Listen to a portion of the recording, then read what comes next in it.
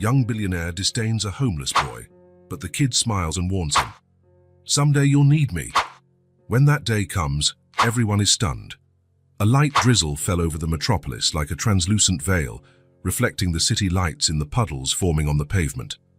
In front of the luxurious Westfield Hotel, Thomas Morgan straightened his Italian silk tie and checked the time on his Patek Philippe watch, 11:12 p.m. The event had been a success, as always. The launch party for Morgan Enterprises' new real estate project had drawn the crème de la crème of the city's investors. At 30 years old, Thomas was already the kind of man other business people admired and envied. His tailored suit, perfectly styled hair, and calculated smile were all part of an image meticulously built over the years. "Mr. Morgan, allow me to call your driver," offered the hotel concierge, bowing discreetly. "That won't be necessary. So I'll walk for a bit," Thomas replied, without looking directly at the employee. The chilly October night air hit his face as he descended the marble steps.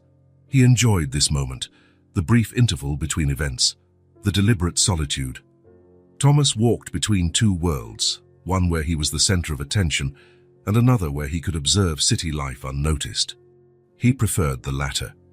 The streets of the financial district were almost empty at that hour, with only a few taxis passing by occasionally and night security guards watching over the corporate buildings. The sound of his Italian shoes echoed against the glass and concrete facades. Thomas took a deep breath, savoring the silence. This was his city, his territory. Then he heard it. The sound was out of place in such a polished, controlled environment. A child's insistent voice coming from the next corner. Thomas frowned. He hated unexpected events. Mister, do you want to buy a drawing?" A boy appeared in front of him, as if he had materialized out of the darkness itself. He couldn't be older than 6. Scruffy brown hair, worn-out clothes, and eyes that seemed older than his age. In his small, dirty hands, a notebook with wrinkled pages. "Just $5. I drew everything myself," the kid insisted, opening the notebook and showing colored scribbles that were meant to be superheroes and landscapes. Thomas stopped, more out of surprise than interest. He looked around, searching for an adult who might be with the child, but the street was still deserted. "Where are your parents?" he asked curtly, keeping his distance. "I don't have a dad. My mom's sick," the boy answered with disconcerting naturalness. "My name's Oliver. What do you want me to draw?" "I can make a new one if you don't like these." Thomas felt a growing irritation. He was tired. He wanted nothing more than the silence of his apartment and a shot of single malt whiskey before bed. This encounter was not in his plans. "I don't want any drawings. Go away," he said, trying to step around the boy. But Oliver was persistent. He ran ahead and positioned himself in front of Thomas again. "I have drawings of buildings too. You look like you like buildings. You're wearing important clothes." The boy's insistence was starting to deeply annoy him. Thomas felt something uncomfortable stirring within him, a feeling he preferred to keep buried, something vaguely like compassion, which he quickly turned into annoyance. "Kid, you're wasting your time. And mine too," he said, more coldly. Oliver was unfazed. His gaze reflected a tenacity that Thomas recognized, the same tenacity he had in business, yet it felt out of place on a face so young. "Please, mister, it's just a drawing. $5. That was the last straw. Something inside Thomas snapped. It wasn't just the interruption of his perfectly planned evening. It was something deeper. Perhaps the fact that this child, in his simplicity and persistence, reminded him of something Thomas had decided to forget a long time ago. Looking directly into Oliver's eyes, Thomas felt the words leave his mouth like poison. "You'll never amount to anything in life. Dreams don't pay the bills. People like you are destined to fail." The words hung in the air like toxic fog. Thomas felt a strange mixture of satisfaction and shame, the satisfaction of re-establishing the barrier between himself and the world, and a deep, immediate shame that he quickly suppressed. He expected to see tears in the boy's eyes, expected him to run away, to vanish like a momentary nuisance. But Oliver didn't cry. He didn't back off. Instead, something surprising happened. The boy smiled, a smile that didn't belong on a 6-year-old, a smile that seemed to hold knowledge beyond his years, a disconcerting certainty. "Someday you'll need me," Oliver said, with a calm that sent an involuntary shiver down Thomas's spine. The boy's eyes, lit by the street lamps, seemed to see right through Thomas, beyond the carefully constructed facade, beyond the expensive suit and impeccable posture. For an instant, a disturbing instant, Thomas felt exposed, as if this street kid could see his future. "Ridiculous," Thomas muttered, more to himself than to Oliver. He adjusted the leather briefcase under his arm and continued on, walking faster now, almost fleeing. He walked an entire block without looking back, feeling a growing discomfort. When he finally gave in to the urge and glanced over his shoulder, the corner was empty. Oliver had disappeared as mysteriously as he had appeared. Thomas continued his walk, trying to regain control of his thoughts. He hailed a taxi with an automatic gesture. While waiting, he tried to convince himself that the encounter had been just a small annoyance, an insignificant detail in a triumphant day. But Oliver's words echoed in his mind. "Someday you'll need me." While the taxi took him back to his penthouse apartment, Thomas gazed at the city lights through the window. His empire grew by the day. He was invincible. He needed no one. Never had. Never would. The taxi stopped in front of his building, and the doorman rushed to open the door. Thomas entered the imposing lobby with his usual air of superiority, but something had changed. A grain of sand had lodged in the perfect machinery of his life. The encounter with Oliver was only that, an insignificant chance meeting. Or so Thomas tried to convince himself as the elevator rose to the top floor. Tomorrow, he would scarcely remember the boy's face or his absurd words. But part of him, a part he no longer acknowledged, knew that this was not just a random encounter. It was a meeting of destiny. Morning sunlight poured through the enormous windows of Thomas Morgan's penthouse, lighting up the Italian marble floor and reflecting off the gold details in the decor. Thomas had been up for 2 hours already, having completed his usual morning routine. 30 minutes of exercise in his private gym, breakfast prepared by his personal chef, and now, at 7:30 a.m., his first review of the previous day's numbers. "The reports from the Asian branch, sir," said Jenkins, his personal assistant, placing a leather folder on the glass table. Thomas didn't respond or look up. Jenkins already knew not to expect any thanks. Gratitude was not part of his boss's vocabulary. The assistant stepped back quietly, like a shadow disappearing when the lights go out. Thomas's penthouse occupied the top 2 floors of the most prestigious building in the city. From the 40th floor, he looked down on the world like an emperor surveying his domain. People on the streets were nothing but tiny moving dots, insignificant and disposable. "Schedule a meeting with Zhang to discuss the acquisition." Thomas finally broke the silence, and cancel dinner with Peterson. He didn't finalize the deal on time. "But sir, Mr. Peterson mentioned his wife is ill and—" "I'm not interested in personal problems," Thomas interrupted sharply, his tone as cutting as a blade. "Business is business. If he can't separate the two, he doesn't belong in this industry." Jenkins nodded and left quickly. Thomas turned his attention to the city view. Down below, ordinary people went about their lives, mediocre, dependent on each other. He smirked with disdain. He would never be like them. At 30, Thomas Morgan was the CEO of Morgan Enterprises, a corporation that started as a small real estate venture and now spanned technology, e-finance, and construction. His personal fortune was estimated in the billions, and his name regularly appeared on lists of the country's most influential business leaders. "Mr. Morgan, your driver is waiting," the housekeeper announced via intercom. Thomas straightened his tie and checked his appearance in the full-length mirror. Perfection was the minimum he demanded of himself. He grabbed his leather briefcase and headed to the private elevator that took him directly to the garage. On the way to the office, Thomas mentally reviewed his schedule for the day. There was no room for mistakes or delays.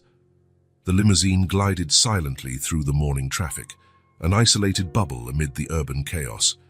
"Take a detour through downtown," he ordered the driver. "I want to see how the new complex is progressing." She nodded, not daring to question the change of route. While the vehicle passed through the financial center, Thomas noticed a group of children waiting outside a community shelter. For an instant, one face among them seemed familiar, a brown-haired child with an intense gaze, but that was impossible. The city had millions of inhabitants, and his encounter with the boy selling drawings had been months ago. "Speed up," he said brusquely, turning away. The Morgan Enterprises building was an imposing glass and steel tower designed by the most expensive architects in the world. The company's logo, a stylized M, shone at the top like a symbol of power and ambition. Thomas entered the lobby and felt the familiar pleasure of seeing respect and a hint of fear in the eyes of every employee. No one dared to look him in the eye. No one spoke to him unless spoken to first. "Good morning, Mr. Morgan," greeted the receptionist with a rehearsed smile. Thomas walked straight by without responding.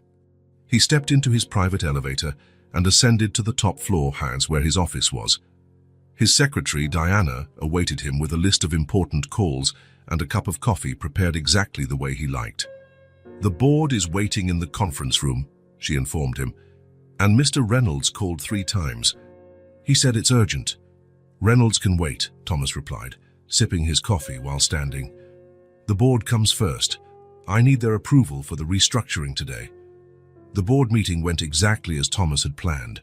His proposal to cut 15% of the workforce and close 3 less profitable units was approved unanimously. No one dared question the human impact of the decision. "The shareholders will love next quarter's numbers," one of the directors commented as he packed up his papers. "We're not here to be loved," Thomas responded. "We're here to multiply profits." Back in his office, Thomas spent the rest of the day on conference calls and data analysis. He ate lunch alone at his desk while reviewing contracts. He ignored 3 calls from his mother and declined an invitation to his only cousin's birthday party. Late in the afternoon, as the sky grew dark, his secretary knocked timidly at the door.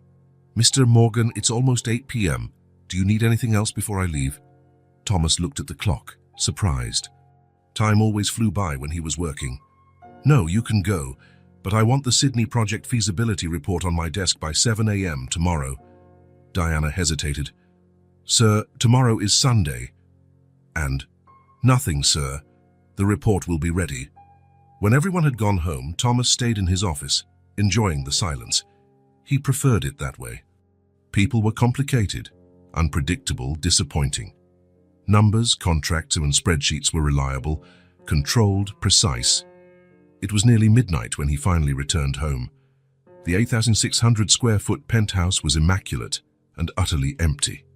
The chef had left dinner ready as instructed. Thomas ate alone, facing the panoramic window, watching the city lights. After dinner, he poured himself a rare whiskey, a $5,000 bottle that only a handful of people in the world could afford to drink. He sat on his Italian leather sofa and turned on the enormous TV just to have some background noise.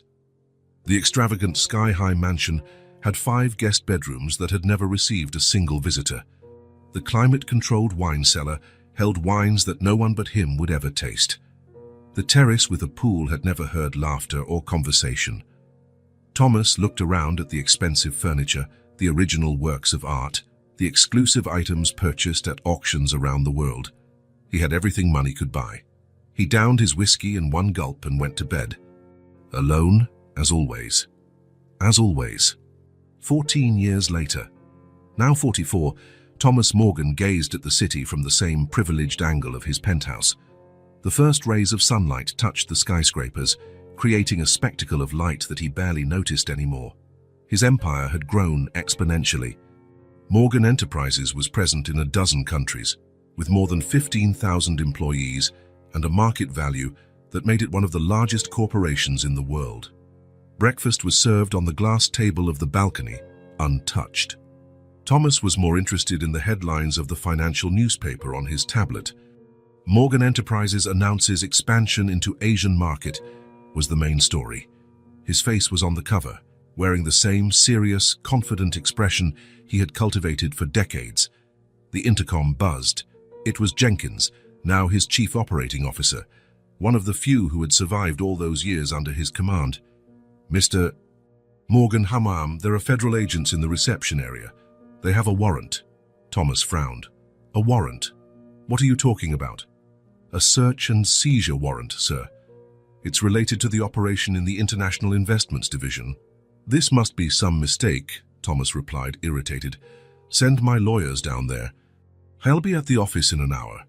Thomas disconnected the intercom and went back to his newspaper. Probably some envious competitor trying to tarnish his reputation. Nothing money and influence couldn't fix.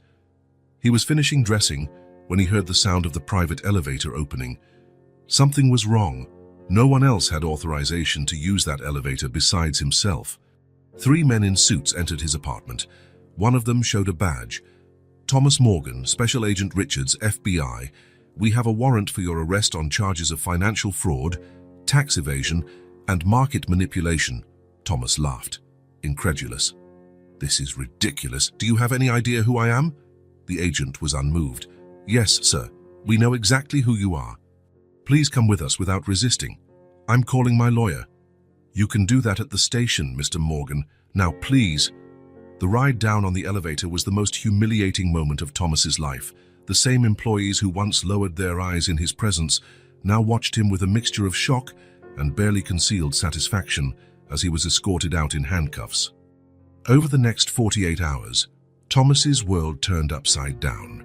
The charges were serious and specific: stock manipulation, misappropriation of investor funds, and fraudulent financial reports. His name was everywhere: newspapers, TV, the internet, but not on the lists of successful entrepreneurs. He was now the face of one of the biggest financial scandals of the decade. I didn't do any of this, Thomas insisted to his lawyer, Lawrence, a $1,000 an hour attorney, who seemed worth every penny. Someone set me up. The evidence is convincing, Thomas, Lawrence replied, rubbing his tired eyes. Emails, wire transfers, your signatures on incriminating documents. If it wasn't you, someone did a good job making it look like it was. What about bail? Denied. The judge considers you a flight risk, given your financial resources and overseas properties. Properties that are all frozen now, Thomas reminded him bitterly. Yes, all your assets are frozen while the investigation continues. Your company is under receivership. Thomas felt his throat tighten. For how long? Lawrence hesitated. Cases like this can take years, Thomas. Years? But I'm innocent. This is absurd. Innocent or not, the system moves at its own pace. Meanwhile, we need a strategy. In the days that followed, Thomas watched helplessly as his life was taken apart piece by piece. The board voted to remove him from the company.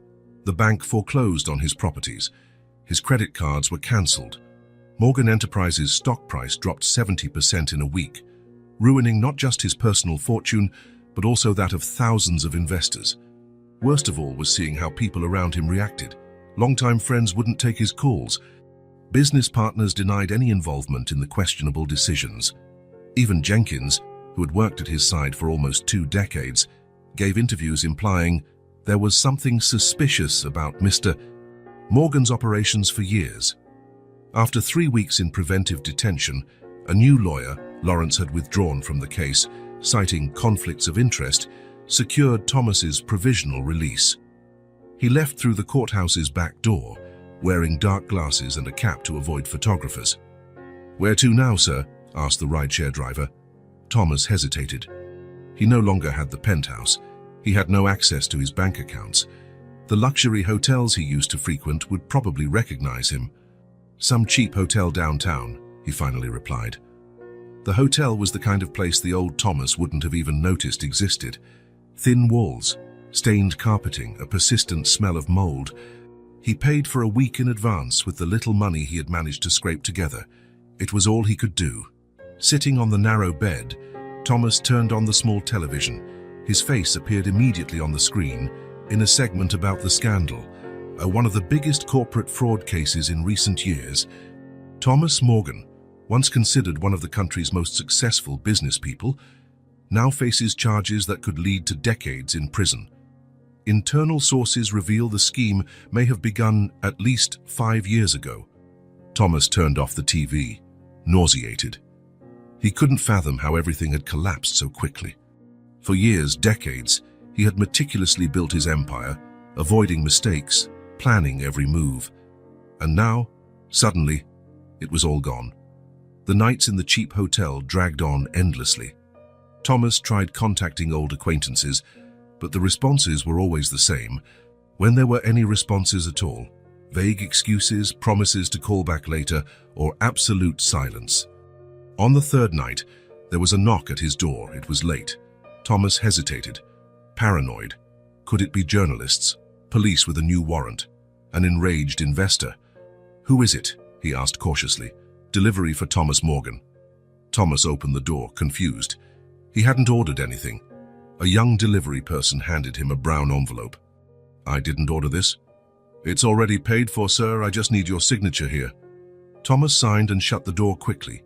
He opened the envelope with trembling fingers. Inside was an old newspaper clipping from 14 years ago.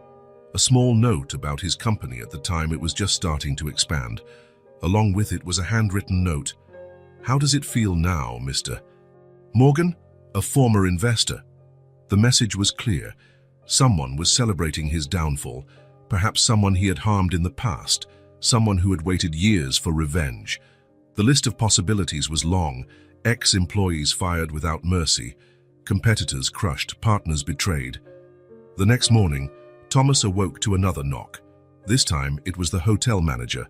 "Mr. Morgan, your card was declined. We need another form of payment, or you'll have to leave by noon." Thomas checked his backup card, also blocked. The lawyers had warned him this would happen eventually, that the investigation would freeze all his resources. He just hadn't expected it to be so soon. "I can pay in cash," he offered. "Certainly, but we need the full amount now." Thomas counted the money in his pocket. It wasn't enough even for another day. For the first time in his adult life, he was completely without resources. He left the hotel, carrying only a small suitcase with a few clothes and personal items. Everything that remained of a life of luxury and excess. It was an overcast day with the threat of rain, as if even the weather were conspiring against him. He walked aimlessly, trying to process his new reality. People passed by without noticing him. The same man who once caused a stir wherever he went was now just another face in the crowd. The feeling was strangely liberating and terrifying at the same time. In a cheap cafe, Thomas spent some of his last dollars on coffee and a sandwich. He picked up a newspaper left on a nearby table. More news about the scandal, more speculation about his involvement.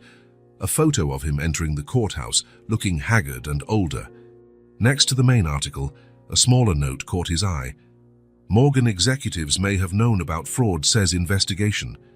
It quoted Jenkins and other former allies, suggesting they'd suspected something was wrong for years, but were afraid to speak up. "Liars," Thomas muttered, crumpling the newspaper. "Opportunistic cowards." The rain began to fall as he left the cafe. No umbrella, no chauffeured car, no corporate building to shelter him. Thomas kept walking, increasingly soaked and disoriented. By late afternoon, cruel reality finally set in. He needed a place to stay for the night, and he had no money left even for the cheapest hotel. The sun was going down, and the temperature was dropping along with his last hopes. That's when he saw the sign, "Municipal Shelter, Beds Available." Thomas stopped, staring at the simple building in disbelief. A homeless shelter. Was this where his journey had led him? From a luxury penthouse to a public shelter in a matter of weeks. The rain intensified, and Thomas had no choice. Pride wounded, but necessity more pressing. He went inside. The interior was simple but clean. A middle-aged man sat behind a counter, filling out forms. "Can I help you?" he asked without looking up. "I need a place to stay," Thomas answered, the words nearly choking in his throat. The man looked at him, assessing his appearance. Even with wet clothes and a tired expression, Thomas still looked like someone who didn't belong there. His clothes, though worn, were of good quality. His watch, though not the priciest in his old collection, was still worth more than the clerk's monthly salary. "First time?" the man asked, without judgment in his voice. Thomas nodded, unable to speak. "I'll need your name for the registration." Thomas hesitated. His name was in all the papers associated with the scandal. "Thomas," he said simply, omitting his last name. The man didn't press him. "Okay, Thomas, we have a few rules here. No alcohol, no drugs, no fights. Breakfast is at 7 a.m. and all beds must be vacated by 9 a.m. You can return at 6 p.m. for dinner and another overnight stay. Thomas nodded, taking it all in. Schedules, rules, restrictions, things he used to impose, not follow.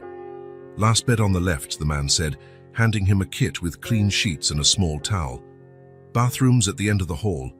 Thomas made his way down the dimly lit corridor to a large room where several beds were arranged in rows. Men of all ages occupied some of them, reading, chatting quietly, or just lying there staring at the ceiling. Some watched him with curiosity as he passed. Others didn't bother to look up. The bed assigned to him was narrow, with a thin mattress on a simple metal frame. Next to it was a small locker with no lock. Thomas placed his suitcase on the floor and sat on the edge of the bed, trying to absorb his new reality. An older man in the neighboring bed watched him openly. "The first day is always the worst," the man said in a rough voice. "Then you get used to it." Thomas didn't respond. He didn't want to get used to it. He couldn't accept that this was his new life. When the lights went out at 10 p.m., Thomas lay awake, staring at the dark ceiling.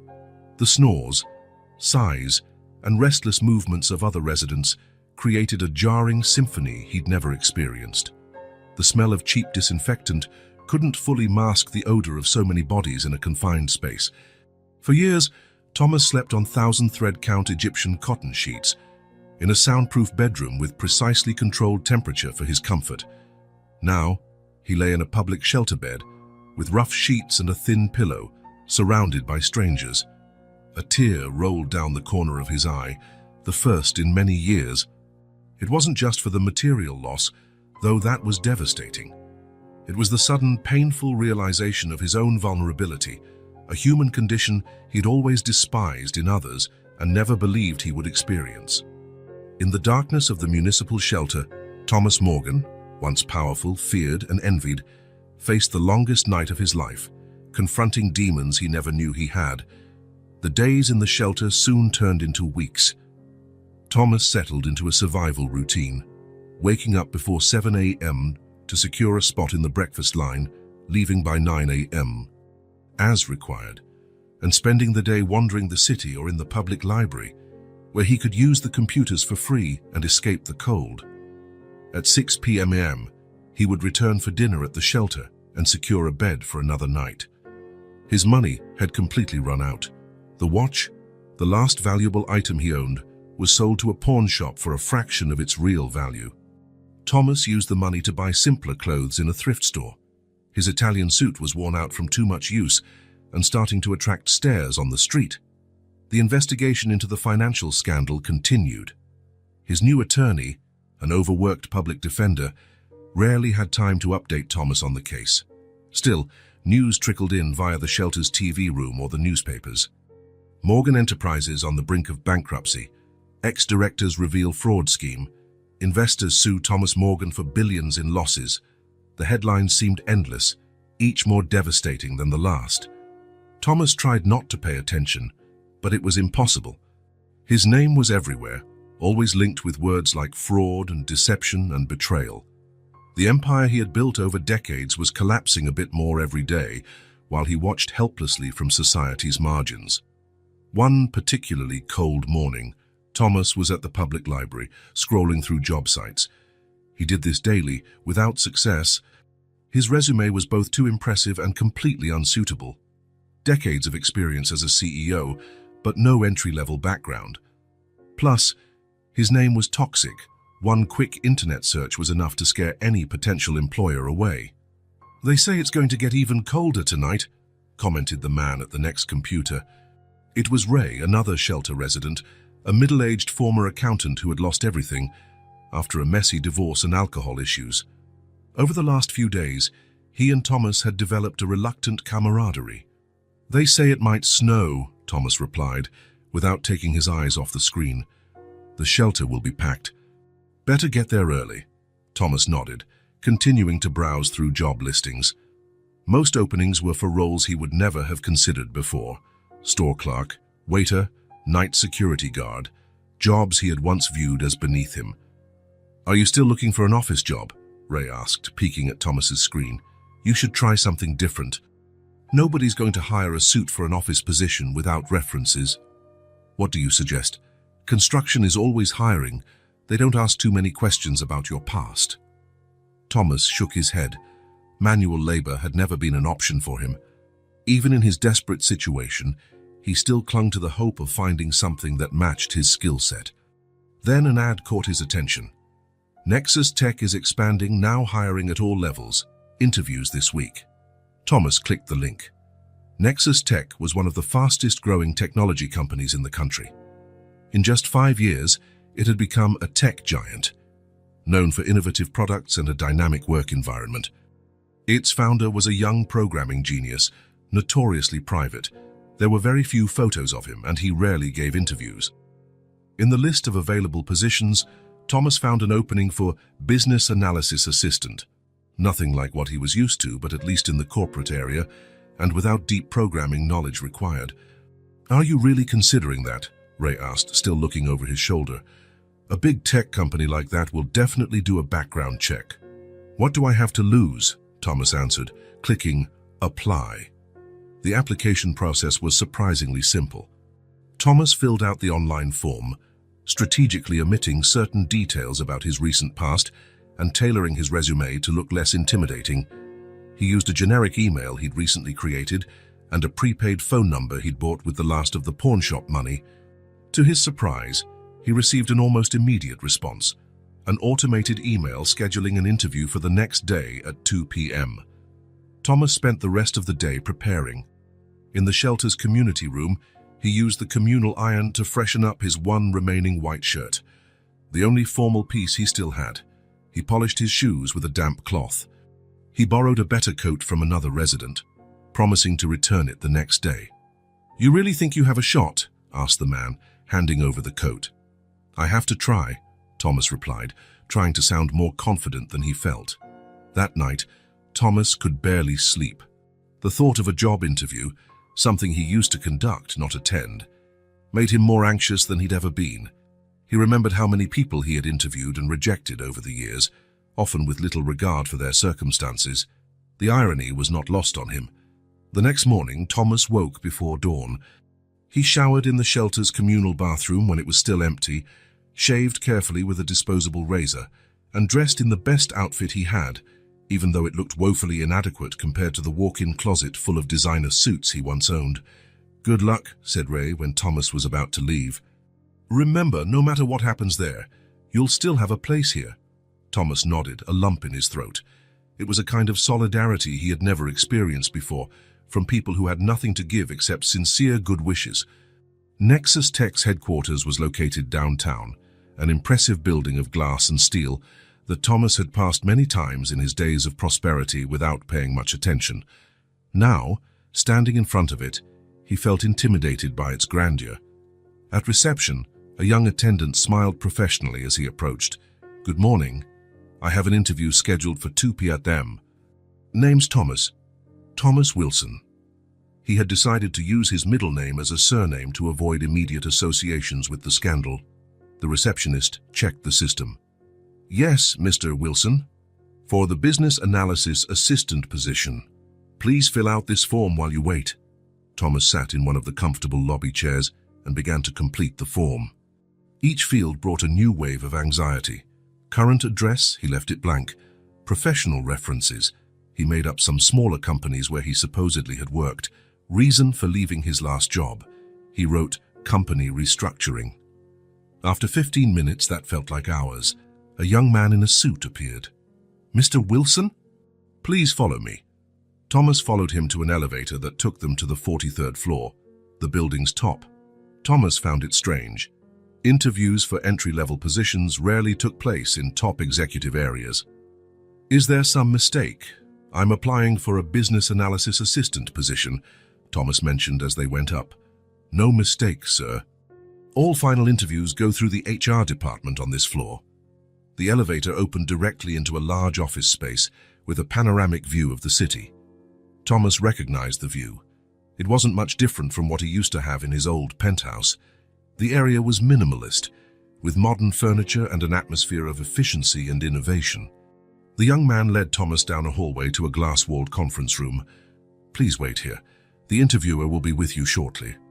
Thomas sat down, trying to steady his breathing and nerves. He looked around, noticing certificates of innovation on the wall, team photos and product prototypes displayed on a shelf. This was a real company, built on creativity and talent, not on intimidation and fear like the one he had once led. The door opened, and Thomas stood up automatically, adjusting the borrowed coat. He expected to see a department manager or perhaps an HR representative.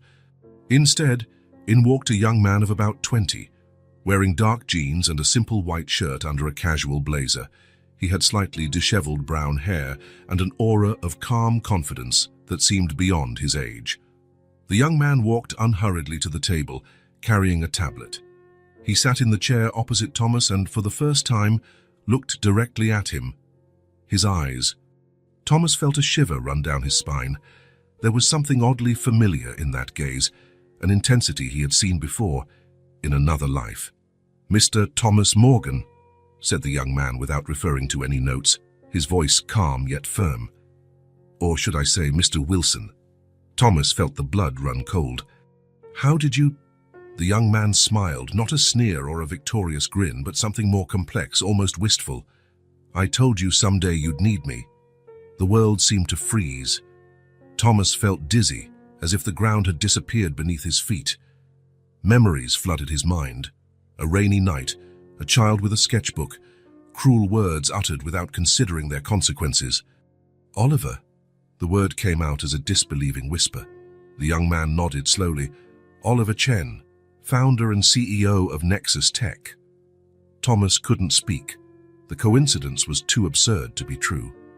The little boy on the street whom he had humiliated 14 years ago was now sitting across from him as one of the most successful entrepreneurs in the country. "This is impossible," he finally managed to murmur. "A lot of things seemed impossible that night," Oliver replied, without malice in his voice, "including the idea that a man as powerful as you could ever be sitting here, needing a job." Thomas lowered his eyes, shame burning his face. "Did you bring me here just to take revenge? To humiliate me the way I humiliated you?" Oliver leaned forward, resting his elbows on the table. "If I wanted revenge, I would have simply ignored your application, or worse, I could have exposed you, revealing who was really applying under a fake name." "Then why?" "Curiosity. Maybe. Or maybe because I believe everyone deserves a second chance." Thomas raised his eyes to meet Oliver's steady gaze. There was no hatred there, just a sort of understanding that felt beyond his young age. "How did you know it was me?" Oliver gave a small smile. "You really think I built a tech company without knowing how to recognize an applicant? Your face was all over the news. Besides, I never forgot that night." Thomas began, but the words failed him. What could he possibly say? That he was sorry for being cruel to a child, that he now understood what it meant to be desperate and vulnerable. Any excuse would sound hollow and self-serving. Oliver seemed to sense his dilemma. "You don't have to say anything right now. Let's get to the point." He slid the tablet across the table. "Your resume is impressive, even with the creative omissions. You obviously have decades of business experience." "Experience nobody else wants," Thomas replied bitterly. "Not everyone sees value in the same things," Oliver said. "Here at Nexus Tech, we value skill and potential. Your recent past is problematic, but your capabilities are undeniable." Thomas felt a spark of hope, quickly tempered by reality. "No company wants to be associated with my name. I'm a PR nightmare. That's why you won't be hired as an executive or consultant. The position we're offering is real, business analysis assistant, working under direct supervision with a modest starting salary and no special privileges." Oliver's expression turned more serious. "Let me be clear. Mr. Morgan, this isn't charity. If you accept, you'll work harder than you ever have, receive direct criticism, and get no special treatment. Many people here won't know who you used to be, and those who do won't be impressed by your former status." Thomas swallowed. The offer was humbling for someone who once commanded thousands of employees, yet it was more than he could have hoped for under the circumstances. "Why are you doing this?" he asked again. Oliver thought for a moment before answering. Maybe because I believe people can change when confronted with the reality of their choices. Or maybe because, contrary to what you told me that night, I believe dreams really can pay the bills. Thomas felt the weight of those old words, tossed casually at a child with a sketchbook. Words he didn't even remember, yet which had apparently stayed with Oliver all these years. "I accept," Thomas said, with a humility he had never felt before. Oliver extended his hand for a formal shake. "Welcome to Nexus Tech, Mr. Morgan. You start tomorrow at 8 a.m. Your supervisor will be Monica Patel on the 3rd floor. She doesn't know about your past. It's up to you whether you tell her or not." Thomas shook Oliver's hand, noticing how the young man maintained steady eye contact, a habit Thomas himself had once practiced during his days of power.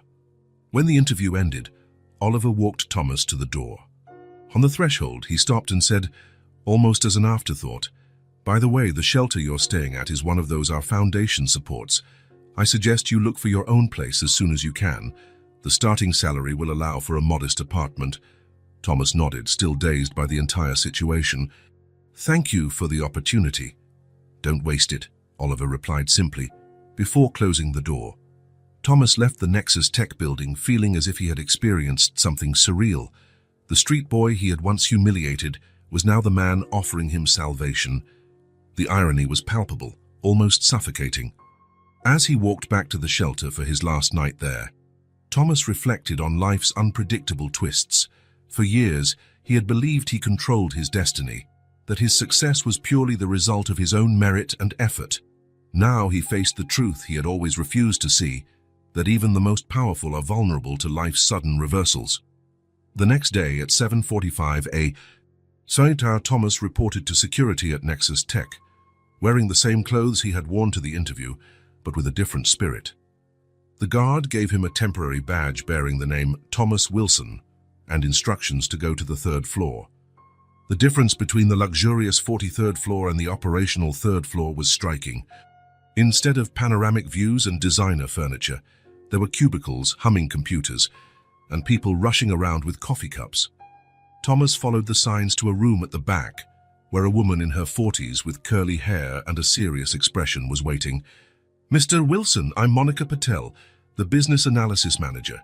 She shook his hand firmly, without smiling. "Oliver said you have some background in corporate analysis, but you'll need complete training on our systems. Ready to begin?" Thomas nodded, realizing she had no idea who he really was. To her, he was just another entry-level employee, probably overqualified and underemployed, like so many in these tough times. "Your computer is over there." Monica pointed to a cramped cubicle in the corner. "The initial password is on the paper taped to the keyboard. We have a team meeting in 30 minutes where you'll be introduced to everyone. In the meantime, familiarize yourself with the manuals in your welcome folder." Without further conversation, she turned back to her own desk, leaving Thomas to figure things out on his own. The cubicle was tiny compared to any workspace Thomas had ever occupied. The chair was questionably ergonomic, the desk was scratched in several places, and the computer monitor was smaller than what he was used to. Thomas sat down, feeling the weight of his new reality. For decades, he had given orders, made decisions that affected thousands of lives, and had assistants at his beck and call. Now he was just another number, a rookie employee who had to prove his worth. As he turned on the computer and browsed the welcome manual, Thomas discreetly observed his new co-workers. Mostly young people, efficient, focused on their tasks, the kind of people he would barely have noticed before, or worse, might have fired on a whim during a corporate restructuring. The team meeting was a surreal experience. Monica introduced him briefly. "This is Thomas Wilson, our new business analysis assistant. He'll help with performance reports for the retail sector." People nodded politely. Some said welcome, and then they immediately moved on to the meeting agenda. No one asked for his opinion. No one cared what he thought about company strategy or growth projections. Thomas Morgan, the former corporate titan, was now just the new hire who didn't even know where the coffee machine was. After the meeting, a young woman named Sarah approached him. "It's always like this at first," she said with a friendly smile. "A ton of information all at once, but you'll catch on quickly." Thanks, Thomas replied, genuinely grateful for her kindness. By the way, the break room is on the second floor if you're wondering. The coffee there isn't as bad as they say. Thomas smiled, probably his first sincere smile in months. I'll find out at lunchtime. If you want company, a group of us usually goes for lunch at 12:30. The casual invitation to join them surprised Thomas. For so many years, he'd eaten alone in his office or at exclusive restaurants with other executives, always with an agenda, always for business purposes. The idea of a social lunch with co-workers was strangely appealing. I'd like that, he answered, realizing it was true. Back at his cubicle, Thomas stared at the computer screen and the pile of data he had to analyze. The work itself was basic for someone with his experience, but the context was entirely new. For the first time in decades, he had to work to prove his worth, not just to confirm his status. By the end of the day, his eyes stung from staring at the screen. His back ached from the uncomfortable chair, and his mind buzzed with new information. Yet he felt something else, a strange sense of accomplishment, different from the arrogant satisfaction he used to feel after closing big deals. On his way out, he passed Monica's office. She was still there, focused on her computer. "See you tomorrow, Monica," he said, stopping at the door. She looked up, surprised, as if she'd forgotten his existence. "Oh, yes. How was your first day?" "Challenging," Thomas answered honestly, "but I'm learning." Monica studied him for a moment, as though gauging his sincerity. "Good. I need the preliminary retail sector report on my desk by noon tomorrow." "It'll be there," Thomas promised. It wasn't an empty assurance. He would spend the evening in his newly rented room working on that report, determined to show that he wouldn't waste the opportunity he'd been given. Leaving the Nexus Tech building, Thomas looked up at the 43rd floor, where Oliver Chen ran his empire. 14 years ago, a street kid with a sketchbook had prophesied this moment. Now Thomas Morgan, ex-corporate giant, current analysis assistant, was beginning his climb back from the brink, not as the man he was, but as the man he could become. 3 months had passed since Thomas started working at Nexus Tech. The small apartment he rented wasn't anything like his old penthouse, but it gave him privacy and dignity, things he'd come to value after weeks in a shelter. 1 bedroom, a tiny living room combined with a kitchenette, and a bathroom where only 1 person could fit at a time. Still, it was his own. His entry-level salary covered only the essentials: rent, bills, and food. There was no money for luxuries, not even a car. Thomas rode public transportation for the first time since he was young, mingling with the same ordinary people he once observed from behind the tinted windows of his limousine. That Saturday morning, Thomas looked at the bare walls of his apartment. He needed basic furniture, a bookshelf, a few chairs, maybe a better table. The thrift store sofa bed and folding table he had purchased were functional, but gave the place a temporary feel, as though he was just passing through.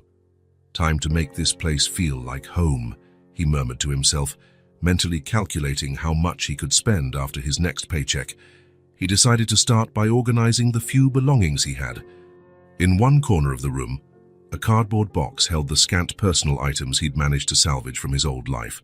Some clothes, documents, and items with no monetary value that hadn't been confiscated during the investigation. Thomas knelt down and opened the box.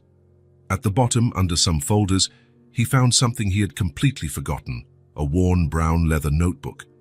He frowned, confused. He didn't remember keeping it. Sitting on the floor, he opened the notebook. On the first page was a date: September 1996. 29 years ago.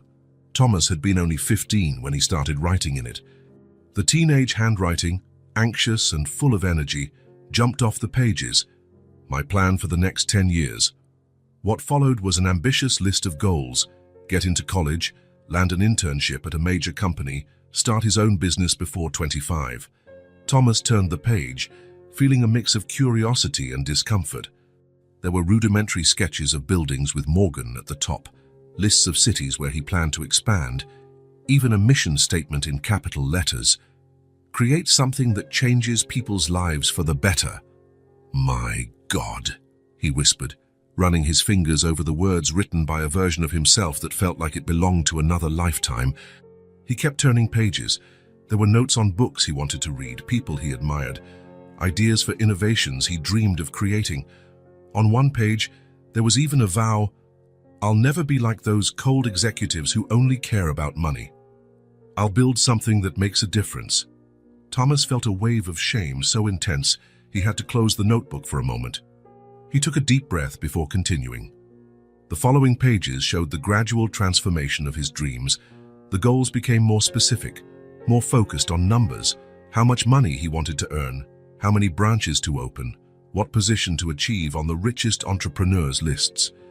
The section on social impact grew smaller and smaller until it disappeared entirely. The final entries, from when he was about 25, were almost unrecognizable compared to the first ones. There was no more mention of changing lives or creating something meaningful, only strategies for eliminating competitors, maximizing profits, and expanding power. The notebook ended abruptly. Thomas guessed that by that time, he'd been too busy raking in money and crushing rivals to bother with handwritten dreams and plans. He closed the notebook and held it against his chest, overcome by a surge of emotion. Who might he have become if he'd stayed true to that idealistic teenager? What kind of company would he have built if he hadn't let ambition and pride corrupt his original vision? The doorbell rang, interrupting his thoughts. Thomas wasn't expecting visitors. He rarely received anyone aside from his landlady, who preferred collecting rent in cash rather than risk a trackable bank transfer. He put the notebook back in the box and went to answer the door. He looked through the peephole and felt his heart race. Standing outside was a middle-aged man with graying hair and thin-rimmed glasses, Michael Donovan, his former CFO at Morgan Enterprises. Thomas hesitated. Michael had been one of the few who hadn't abandoned him immediately when the scandal broke, but eventually he too went his own way when the company started to crumble. They hadn't spoken in over 6 months. "Thomas, I know you're in there. The landlady told me you'd be home," Michael called, his voice muffled by the door. Reluctantly, Thomas unlatched the door and opened it. Michael. His old colleague looked older than Thomas remembered, worry lines etched into his face. "May I come in?" Michael asked, visibly uncomfortable in the narrow hallway. Thomas stepped aside. "Not exactly the view from the 43rd floor, but you're welcome." Michael entered, glancing around the small apartment with an expression that was hard to read. It wasn't pity, as Thomas had feared, but something more complicated. "How'd you find me?" Thomas asked, gesturing for the visitor to sit on the sofa bed. "Wasn't easy," Michael replied, sitting on the edge of the sofa. "You practically vanished. I heard you're at Nexus Tech now." Thomas nodded, taking the only chair available. "Business analysis assistant. Nothing like what we used to do. I've heard that young Chen is a genius. Nexus is growing fast. Oliver is exceptional," Thomas agreed, still feeling uneasy when he thought of the unlikely reunion with the boy he had once humiliated. A heavy silence settled between them. There was a lot of unspoken history in the air, years of working together, the company's collapse, accusations, desertions. "Why are you here, Michael?" Thomas finally asked. The former CFO removed his glasses and rubbed his eyes, looking suddenly exhausted. "Things haven't been easy for anyone who was associated with Morgan Enterprises. You found another job, right? At Westlake Industries, if I'm not mistaken." "I did. And I lost it. 3 months after they hired me, they found out how involved I was at Morgan. Nobody wants to be tied to that scandal." Thomas felt a pang of guilt. "I'm sorry," Michael shrugged. "It's not entirely your fault." "What do you mean?" "The charges against you might have been unfair, Thomas, but let's not pretend Morgan Enterprises was a shining example. We cut corners, ignored regulations, stepped on the little guys." Thomas wanted to argue out of habit, but the words from the old notebook still echoed in his mind. "I'll never be like those cold executives who only care about money." "You're right," he admitted, surprising himself and clearly surprising Michael too. "We didn't build something we could truly be proud of." Michael studied him curiously. "You've changed." "Losing everything changes a person," Thomas replied, trying not to dwell on how much that truth bothered him, because it was true. He had changed, and perhaps for the better. "I've lost pretty much everything as well," Michael said. opening his hands in resignation. My house is mortgaged to the limit. Beth filed for divorce last month. She said she didn't marry a man who'd be tied to a financial scandal for the rest of his life. I'm crashing with my brother for now. Thomas felt the guilt deepen. Michael had always been loyal, following Thomas's instructions, executing plans that Thomas had devised. Michael, I'm not here to make you feel guilty, Michael interrupted. I came because, well, honestly, I'm not sure why. Maybe to see how you're dealing with all this. Maybe to figure out how to move on. Thomas glanced at the box where he'd put the notebook of youthful dreams. I'm learning to start over. Remembering things I'd forgotten. Like what? Like how to be a person, not just an executive. How to value more than money and power. Thomas gave a slight smile. It sounds cliché when I say it out loud, doesn't it? Michael returned a genuine smile, the first since he arrived. A bit, but clichés exist for a reason. Did you have lunch yet? Thomas asked abruptly. There's a simple restaurant on the corner. It's nothing like Le Bernardin, but the food's good. I think I'd like that. In the small, family-owned restaurant, eating pasta that cost a fraction of what they once spent on a single bottle of wine, Thomas and Michael talked in a way they never had during their years of working together.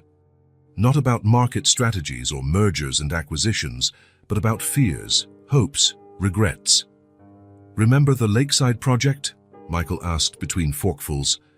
Thomas nodded. The residential complex by the lake. It was one of our biggest developments. To build it, we displaced 50 families who had lived there for generations.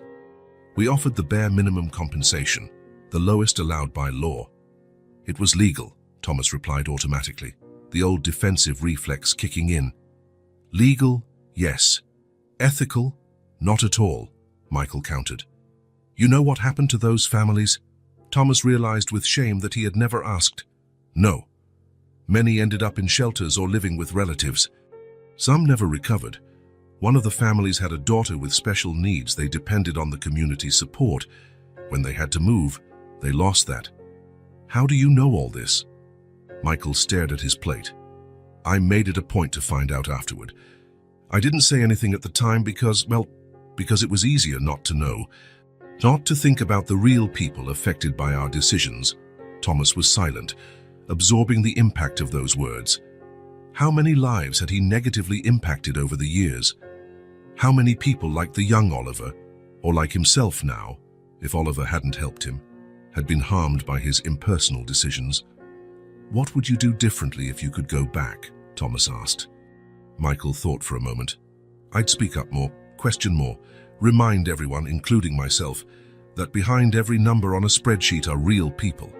Thomas once again remembered the notebook, the mission statement his teenage self had written. Create something that changes people's lives for the better.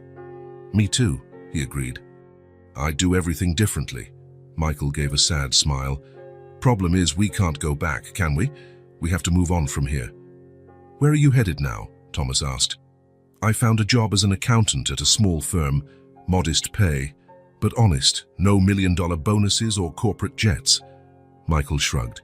It's not glamorous, but I can sleep at night. Thomas understood exactly what he meant. Since starting at Nexus, despite the hard work and demotion in status, he had slept better than he had in the final years of his so-called glory. What about you? Michael asked. Are you staying at Nexus? For now. I'm learning a lot. Thomas hesitated, then decided to share something he hadn't told anyone yet. I have an idea for a project that could really help small business owners. I'm still developing it, but it's something my 15-year-old self would be proud of. Michael raised his coffee cup in an impromptu toast. Here's to new beginnings. Then, Thomas lifted his cup as well. To new beginnings. As they parted ways outside the restaurant, Michael hugged Thomas, something that had never happened during all their years of working together. Don't be a stranger, okay? We may not have private jets anymore, but we can still share a plate of pasta sometimes. I'd like that, Thomas replied, realizing it was true. Back in his small apartment, Thomas picked up the notebook again. This time, he didn't put it back in the box. Instead, he placed it on the makeshift desk he used for writing. He opened it to the first blank page. the first in almost 20 years, and began to write. My plan for the next few years. This time it wasn't a list of financial or status goals. It was something much simpler and paradoxically much harder, becoming the kind of person his younger self would respect. As he wrote, Thomas realized he had more atonement to do, not just with his past, but with all the people he had hurt along the way. Michael was only the first of many. It would be a long list and a tough journey. But for the first time in decades, Thomas Morgan felt he was heading in the right direction. 6 months had passed since Thomas began working at Nexus Tech. Fall was giving way to winter, and the trees in the small park across from the company's building were losing their last leaves. Thomas watched the scene from the break room window, sipping coffee alone before the workday started. He had gotten into the habit of arriving an hour early to prepare for the day in peace. His performance as a business analysis assistant had caught people's attention. Monica Patel, his once skeptical supervisor, had recently promoted him to a mid-level analyst role, along with a small pay raise that allowed Thomas to buy a bookshelf and a few plants for his apartment. Small victories, but meaningful. Early bird again, Thomas? The voice made him jump. Sarah, his colleague from the department, walked into the break room with a backpack slung over her shoulder. Morning, Sarah. I like the calm before everyone arrives, he said, smiling slightly. Have you seen the announcements about next week's hackathon? She asked, pouring herself some coffee. Thomas nodded. The Nexus halls were covered with posters for an internal innovation event, 48 hours to develop prototypes for new products or solutions. The Future Initiative, as the company called it. Thinking of participating? Sarah asked. I'm not sure. Seems more like a thing for the techies, programmers and developers. Sarah rolled her eyes. That's exactly the kind of thinking Nexus wants to change. The event is for all departments. Oliver always says the best ideas come from diverse perspectives. Thomas mulled this over. At his old company, innovation was compartmentalized, departments working in silos, information restricted to small groups. Nexus operated very differently, with multidisciplinary teams and a constant flow of ideas across all levels. Maybe I will, he said finally. Great. I'm putting a team together. We need someone with market analysis experience. Thomas hesitated. Sarah, you know who I am, right? My past. I mean. She smiled. Everyone knows, Thomas. Did you really think you could work in a tech company and people wouldn't quickly Google you? Thomas felt his face heat up. Everyone knew, yet they still treated him like a colleague, not an outcast. And nobody cares, he asked, genuinely surprised. Oliver hired you. That's enough for most of us, Sarah said with a shrug. Besides, you've proven you're good at what you do, and you don't act like you're better than everyone else, which honestly was a surprise given your background. Thomas couldn't help but smile. People change. Apparently. So, are you on the hackathon team or not? Count me in. Over the following days, Thomas immersed himself in preparations for the event. Sarah's team was eclectic. Besides him and her, there was Raj, an introverted but brilliant programmer, Elena, a UI designer with an artistic eye, and Marcus, a young marketing intern full of energy and bold ideas. They met after hours in one of Nexus's brainstorming rooms, with glass walls covered in colorful sticky notes and diagrams. This year's theme is Technology for Social Inclusion, Sarah explained in their first session. We need to develop something that uses technology to solve a real social problem. We could create an app that connects volunteers to charitable organizations, Marcus suggested enthusiastically. Already exists, Raj replied without looking up from his laptop. Dozens of them, actually. What about a system to facilitate donations of soon-to-expire food from grocery stores? Elena tried. Thomas listened carefully, watching the group's dynamics. In his old life as CEO, he would have taken charge immediately, imposing his vision. Now he was learning to appreciate collaborative processes. When he finally spoke, his voice was calm, unlike the authoritative tone he once wielded. What if we focus on small entrepreneurs, people with ideas and talent but no access to capital or knowledge on how to structure a business? The group fell silent, thinking it over. Go on, Sarah encouraged. My mother had a small bakery, Thomas revealed, sharing something he rarely did. She made the best pastries in the neighborhood, but she never managed to expand because she had no idea how to deal with licenses, accounting, marketing. Eventually, she closed down, overwhelmed by bureaucracy and bigger competitors. Thomas thought of his old teenage notebook, of the ideas he'd abandoned along the way. There are thousands of people like that, with talent, drive, and will, but without the tools we here at Nexus have access to every day. Like a mentorship program, Elena asked, already sketching ideas on her tablet. More than that, Thomas replied, feeling his excitement grow. A complete platform. Something that combines mentorship, access to microfinancing, simplified management tools, and a support network among entrepreneurs. A virtual incubator for micro and small businesses, Raj summed up, for the first time showing genuine interest. Technically feasible, especially if we use the data analysis API we developed last quarter. And it has a strong social component, Marcus added. We can target marginalized communities, create tailored versions for different needs. In the following days, the idea grew rapidly. Thomas surprised himself with his own enthusiasm. He hadn't felt this way since the early years of Morgan Enterprises, before pure ambition snuffed out his desire to create something meaningful. The group named the project Nexus Seed, a platform to plant and nurture new ventures. Thomas contributed his business knowledge, simplifying complex finance and management concepts to make them accessible to anyone without formal training. On the night before the hackathon, they stayed late preparing the initial presentation. When everyone else had gone, Thomas remained alone in the meeting room, reviewing the diagrams and notes on the walls. He sensed a presence and turned around. Oliver Chen stood at the door watching him. "Working late?" asked the young CEO. "Hackathon preparations," Thomas replied, suddenly aware of the difference in their positions. Oliver stepped in and examined the papers on the wall. "Nexus Seed, interesting." "It's a team effort," Thomas explained. "They have brilliant ideas." Oliver smiled slightly. "Modesty, that's new for you, Thomas." Thomas didn't know how to respond. He rarely interacted with Oliver since starting at the company. The young CEO kept his distance, letting Thomas find his own place in the organization. "People evolve," Thomas finally said.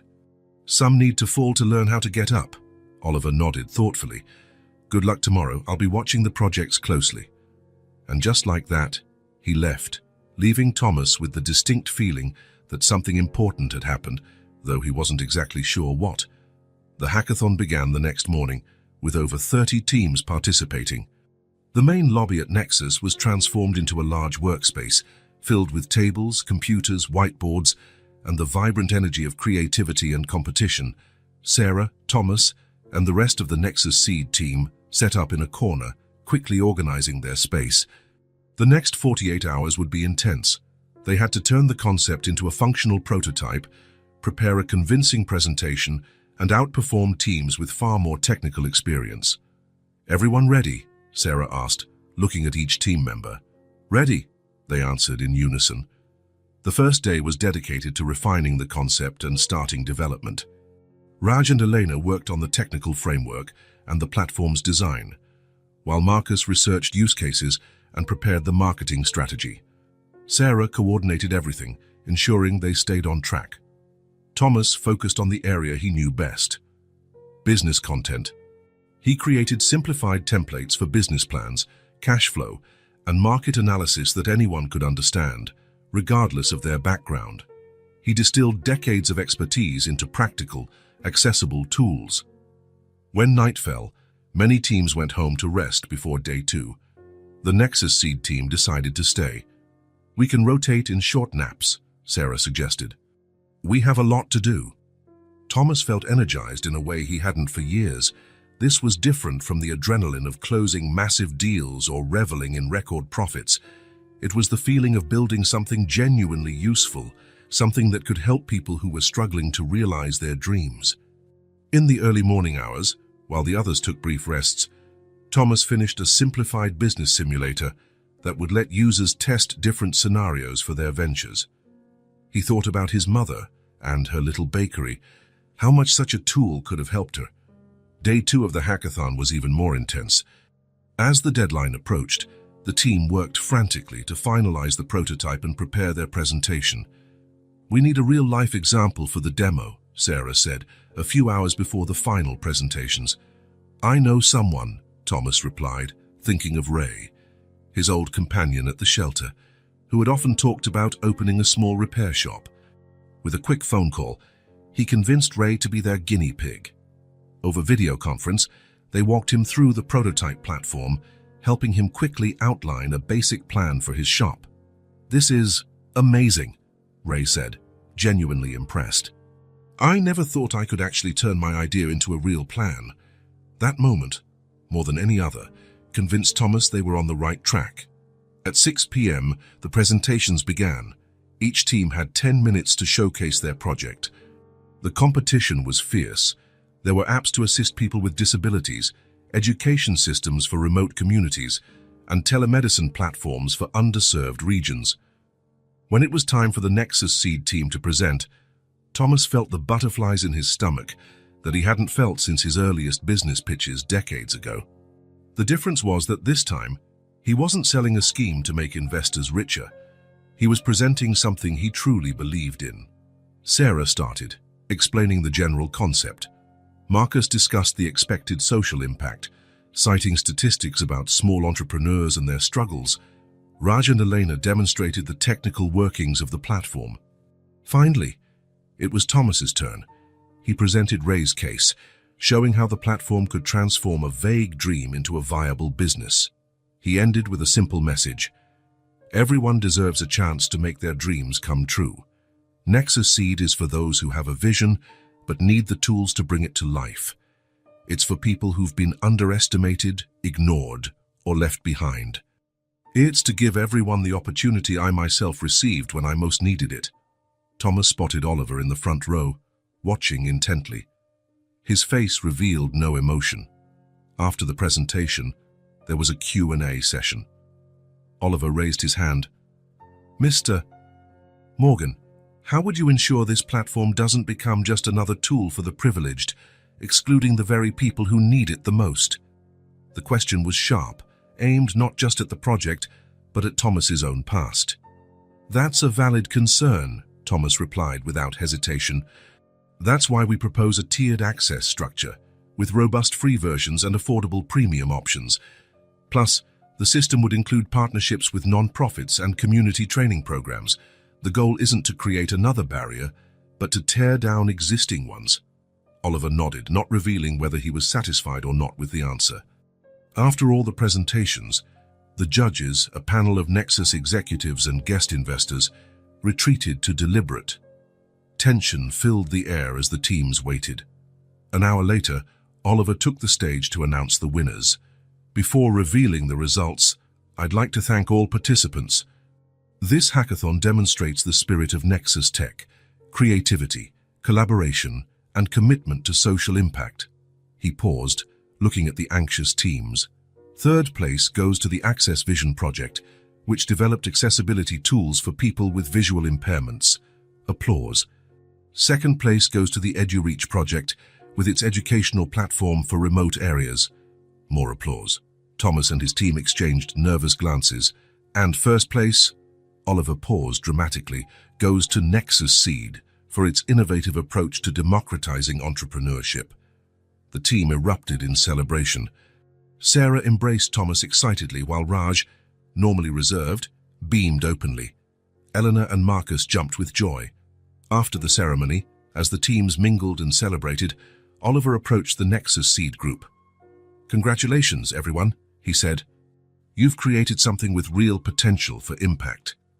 Oliver looked at Thomas and, after a moment of hesitation, extended his hand. "Maybe I underestimated you," he said with a faint smile. "I want you all to keep developing this project. Starting tomorrow, you'll have dedicated resources to turn it into an official Nexus product." Thomas shook Oliver's hand, feeling the significance of his words. This was more than professional recognition. It was an acknowledgement that people can, indeed, change and surprise you. "We won't let you down," Thomas promised. That night, Walking home under a star-filled sky, Thomas reflected on the journey that had brought him this far. From arrogance to humiliation, from despair to renewed hope.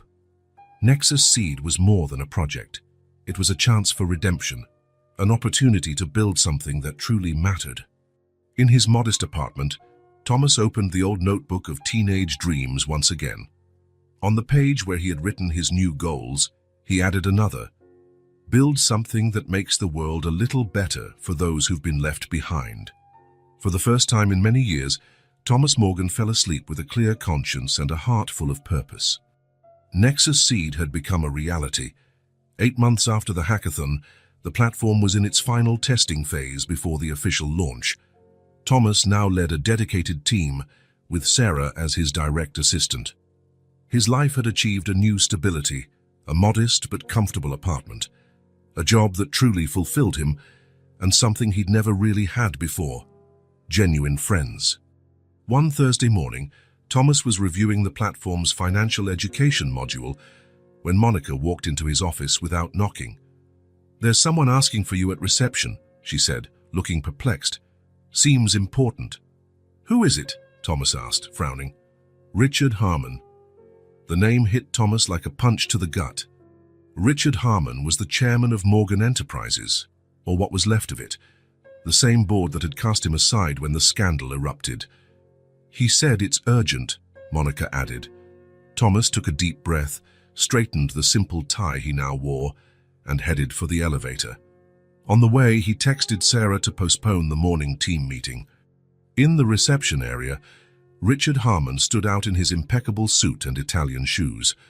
At 65, he still carried himself with the aristocratic posture of someone used to giving orders and having them instantly obeyed. "Thomas," he said, extending his hand. "You look well." "Richard," Thomas responded coolly, accepting the handshake. "This is a surprise. Could we speak somewhere private?" Thomas led him to a small conference room on the ground floor. Through the glass walls, he could see Nexus employees passing by, some glancing curiously at the distinguished visitor. "I'll get straight to the point," Harmon said once they were seated. "Morgan Enterprises is on the brink of collapse." Thomas remained impassive, though he felt a swirl of conflicting emotions. "That's not news. The papers have been saying so for months." "It's worse than it looks," Harmon continued. "Shares have dropped 85% since you left. We lost 3 government contracts. 2 banks are threatening to call in our loans." "What does that have to do with me?" Thomas asked, keeping his voice level, though he knew exactly where this was headed. Harmon leaned forward. "The board wants you back, Thomas." Even though he expected it, Thomas was stunned by the audacity. "You all threw me to the wolves, abandoned me when I needed you most. Now you want me back to save you." "It was a mistake," Harmon admitted, though he didn't seem particularly remorseful.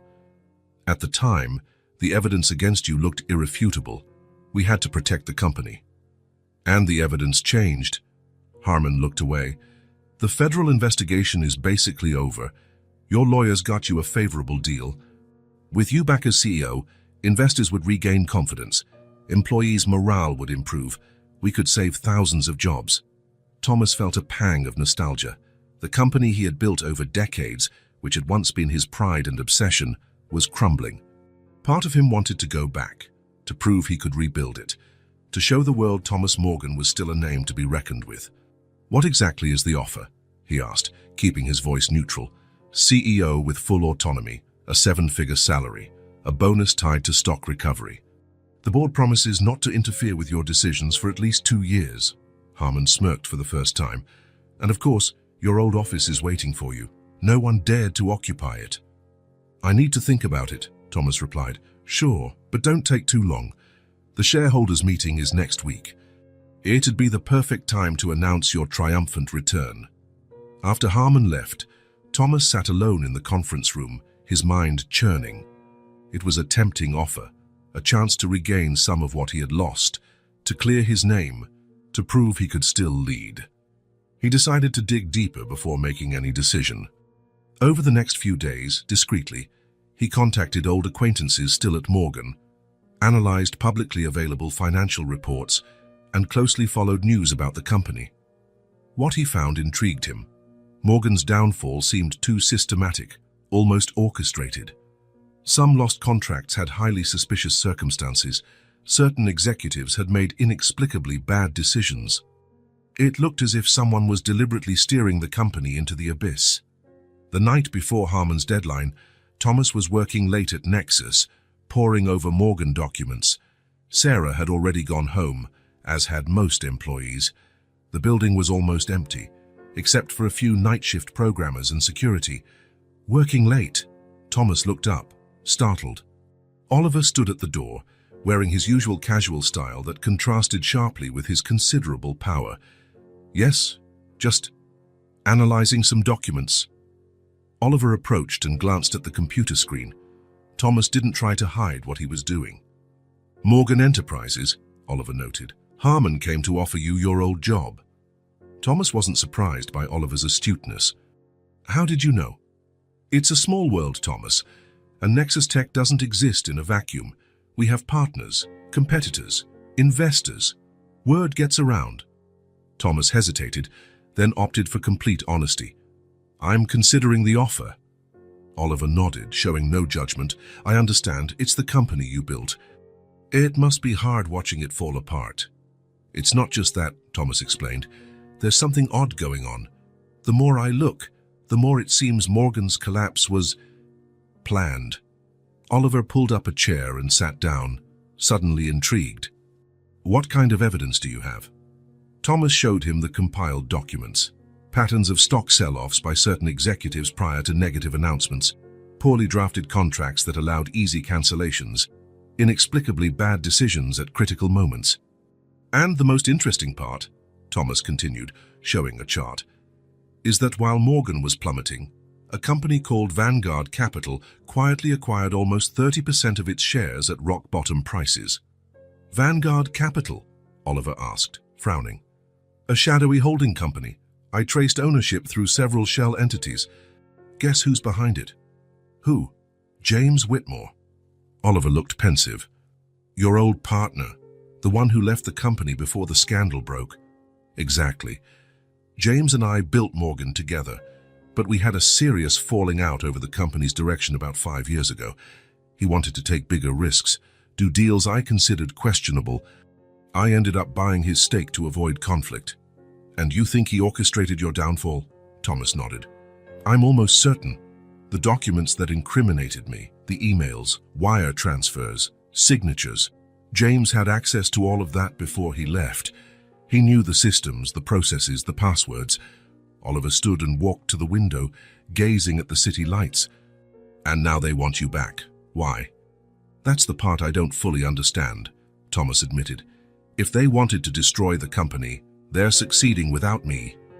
Oliver turned, his eyes suddenly sharp. "Unless they don't want to destroy it, maybe they just want to devalue it enough to take complete control for a fraction of its real worth. And for that, they need you." "How so?"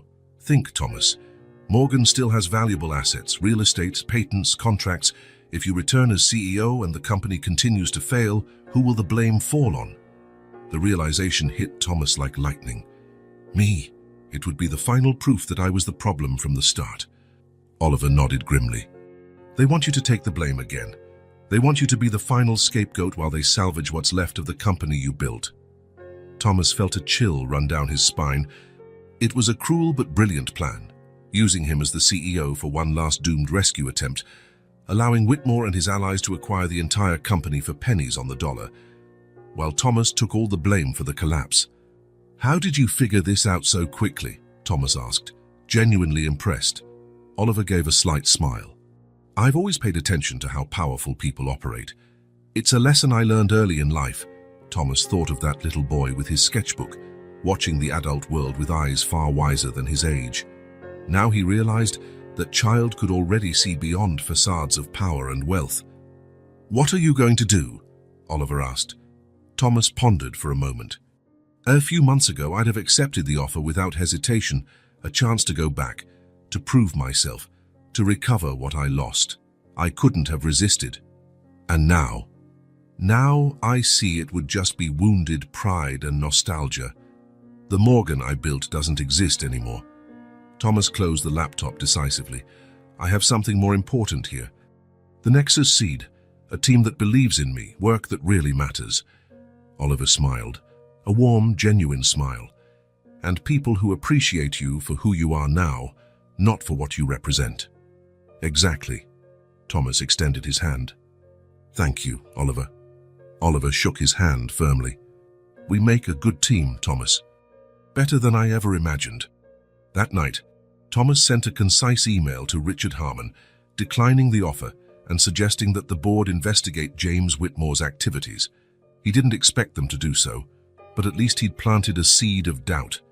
For the first time, Thomas realized that Oliver's loyalty and respect, the boy he had once dismissed, the man who had given him a second chance, were worth more than any position or fortune Morgan could offer.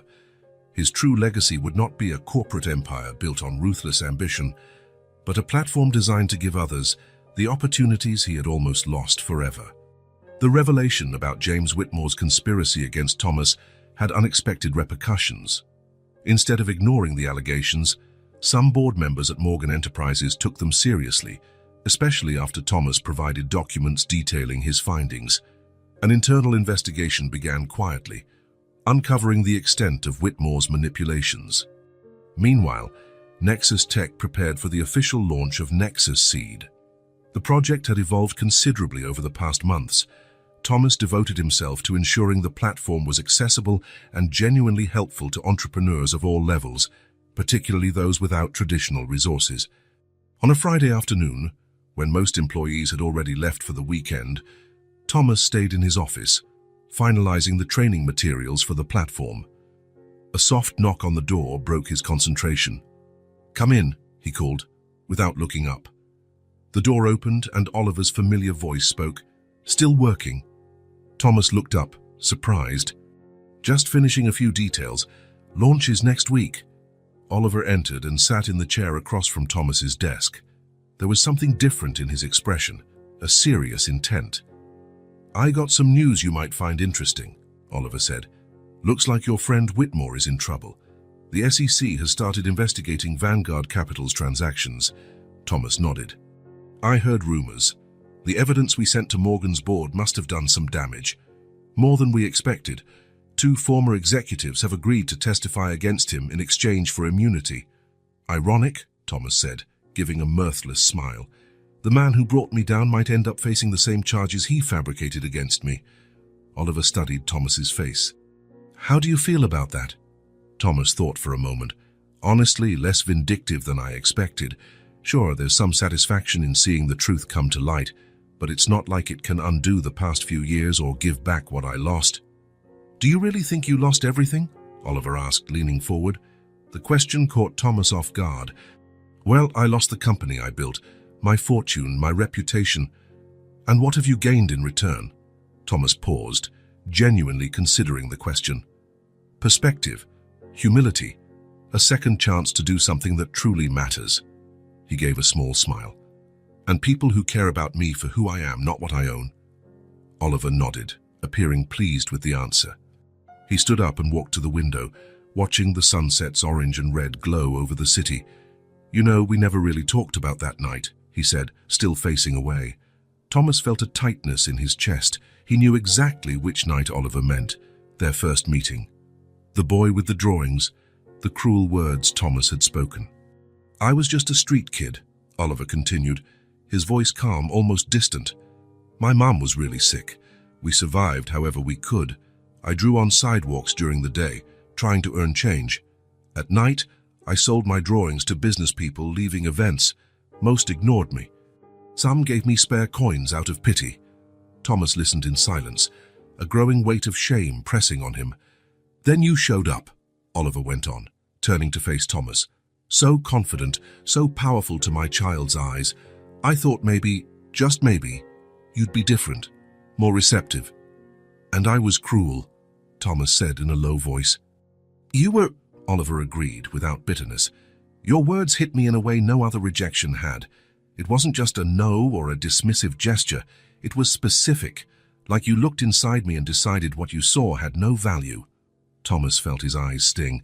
"Oliver, please, let me finish," Oliver gently interrupted. That night changed something in me. The following days, I couldn't stop thinking about what you said. You'll never amount to anything. Dreams don't pay the bills. People like you are doomed to fail. Oliver smiled, a smile surprisingly free of rancor. I decided to prove you wrong, not just to you, but to myself and to everyone who thought like you. I studied harder, drew more, saved every cent. When I got my first used computer at 12, I taught myself to code using library books. Thomas felt both fascinated and ashamed, realizing how a few casually cruel words could alter the course of a life, sometimes for the better, sometimes for the worse. The humiliation of that childhood encounter became the fuel for my success, Oliver confessed. Every time I hit a roadblock, every time someone said it was impossible, I remembered your words and pushed forward, determined to prove otherwise. I never imagined, Thomas began, but couldn't finish. What could he say? That he never imagined his words had so much power. That he never imagined that street kid would become one of the country's most successful entrepreneurs? That he never imagined their paths would cross again in such a remarkable way. When I saw your application to Nexus, Oliver continued, it was like the universe closing a circle. At first, I thought about ignoring it completely. Then, for a brief moment, I considered bringing you in just to throw your words back at you. A small revenge. Oliver sat back down, this time directly across from Thomas. But I realized that would make me exactly the kind of person you were that night, and I promised myself I'd never become that. Thomas finally found his voice. Why did you give me a chance then? Curiosity, at first. I wanted to see if the fallen man matched the giant I'd built up in my mind over all those years. Then, something else. Maybe an intuition that night defined more than just my path. You saved me, Thomas said, his voice betraying his emotion. When nobody else believed in me, when I barely believed in myself. You gave me a chance I didn't deserve. Everyone deserves a second chance, Thomas. Even those who never offered one to others. Thomas drew a deep breath, mustering the courage for what he needed to say. Oliver, I'm sorry, truly deeply sorry for how I treated you that night. For being the kind of person who could say something like that to a child just trying to survive. There's no excuse, and I understand if forgiveness is impossible. But I need you to know how much I regret it. Oliver studied him for a long moment, his young face showing wisdom beyond his years. You know what's strangest about all this? I forgave you a long time ago. Maybe at the moment I realized your words, cruel as they were, pushed me to places I never would have reached otherwise. He leaned forward, eyes locked on Thomas. The past is already done, Thomas. We can't change it. What matters is what we do going forward. Thomas felt like an enormous weight had been lifted from his shoulders, a weight he had carried for months without fully realizing. In that moment, he understood that real forgiveness wasn't just a word spoken. It was a release for both the victim and the offender. Thank you, he said simply. Oliver smiled. Don't thank me just yet. I have a proposal for you. What kind of proposal? I want to expand Nexus Seed's scope. In addition to the digital platform, I want to create an in-person mentoring program. Young entrepreneurs from underprivileged communities receiving direct guidance from experienced professionals. Thomas nodded, immediately seeing the idea's potential. We could partner with schools and community centers. Exactly. And I want you to lead it. Me? Who better? You have the business experience, the newly acquired humility to teach without intimidating, and now you understand both sides, success and failure, power and vulnerability. Thomas considered the proposal, a surge of excitement building. It would be an honor. Oliver stood, extending his hand. Partners, then. Thomas stood as well and, instead of shaking the offered hand, gave Oliver a brief hug. Partners.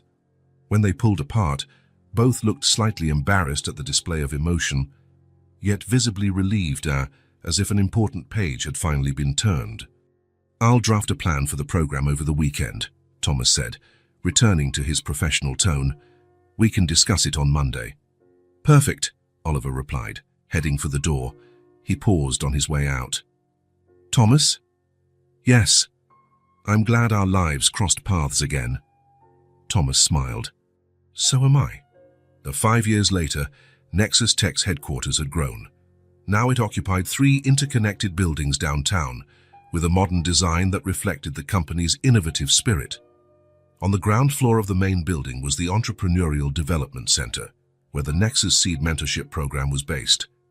Thomas, now with completely grey hair but a renewed vitality, walked through the expansive lobby after finishing a mentoring session with a group of young business owners. At 49, he had found his purpose in guiding new talents, especially those from humble beginnings or facing tough circumstances. Nexus Seed was an enormous success, not only as a digital platform, but also as a movement. More than 50,000 new ventures had launched with its support, creating jobs and revitalizing communities across the country. The in-person mentorship program, initially a small experiment, now had branches in 12 cities. The Morgan Enterprises scandal was now a footnote in Thomas's story. James Whitmore had been convicted of fraud and market manipulation, and the truth about Thomas's innocence had come out. Morgan Enterprises was eventually acquired by a foreign conglomerate and rebranded, an ended chapter. As he crossed the lobby toward the elevators, Thomas noticed something through the window that faced the street. A young executive, probably in his early 30s, stood in front of the building, looking uncertain before a boy who was offering small handmade paper sculptures. The scene was painfully familiar. Thomas changed course and exited the building. He approached quietly, observing the interaction. The executive looked impatient, checking his watch repeatedly, while the boy, no more than 10, persisted in showing him his handcrafted artwork. "Look, kid, I'm late for a meeting," the executive said, stepping away. Thomas arrived just as the young businessman was about to enter the building. "His work is quite nice, don't you think?" Thomas remarked, nodding toward the little paper sculptures. The executive glanced at Thomas, clearly recognizing him as one of Nexus's directors. "Ah, yes, I suppose so. But I'm running late for my development meeting." Thomas smiled. "The meeting can wait 5 minutes." He turned to the boy. "How much for one of these sculptures?" $5, here, sir," the kid answered, face lighting up with hope. Thomas took out his wallet and handed the boy a $20 bill. "I'll take 4, then." The boy, thrilled, carefully selected the 4 best pieces and handed them to Thomas. "Thank you, sir. What's your name?" Thomas asked. "Miguel. You have real talent, Miguel. Keep developing it." The boy nodded eagerly and walked off, probably to find other potential buyers while daylight remained. Thomas turned to the young executive, who had watched the whole interaction with a mix of curiosity and impatience. "All these meetings, these contracts, these deadlines that seem so crucial today, most of them will be forgotten in a month," Thomas said, handing one of the sculptures to the young man. "But the small choices we make about how we treat the people who cross our path, those can echo for decades." The executive took the sculpture, looking slightly embarrassed. "I suppose so. But we can't always stop and buy street art from every kid we meet." Thomas smiled sympathetically. He might have said the same thing in his old life. "I'm not saying you have to buy something from every person you come across. I'm just suggesting you consider that every interaction, no matter how trivial it seems, can have an impact you'd never imagine." Thomas looked in the direction Miguel had gone, then turned back to the young executive with an enigmatic smile. "Someday, you might need him." The executive frowned, confused. "Him? That kid with the sculptures, or someone like him," Thomas replied. "We never know how the circle will close." Leaving the young man to mull over that thought, Thomas returned to the building. In the elevator, he examined the 3 sculptures he had kept, small works of art, simple yet creative, made with obvious care and patience. Back in his office, he placed them next to something he had kept on his desk for years, a worn sketchbook, open to a particular page. It was a simple drawing, done by a child's hand, of a skyscraper with the name Oliver at the top. Oliver had given it to him on the day Nexus Seed officially launched 5 years earlier. "To remind us where we came from," he had said. Thomas smiled, gently touching the sketchbook. The circle really had closed, and in doing so, both he and Oliver had become better versions of themselves, not despite that initial encounter, but perhaps because of it. Across the Nexus campus, on the top floor of the main building, Oliver Chen looked out at the same city that had once nearly swallowed him up as a desperate street kid. At 25, he ran a tech empire valued in the billions, but his greatest achievement wasn't in the numbers on a spreadsheet. It was in the lives transformed by the vision he shared with Thomas. Both had found their true purpose, not in amassing power or wealth, but in creating opportunities for those who, like them at different moments, needed only a chance.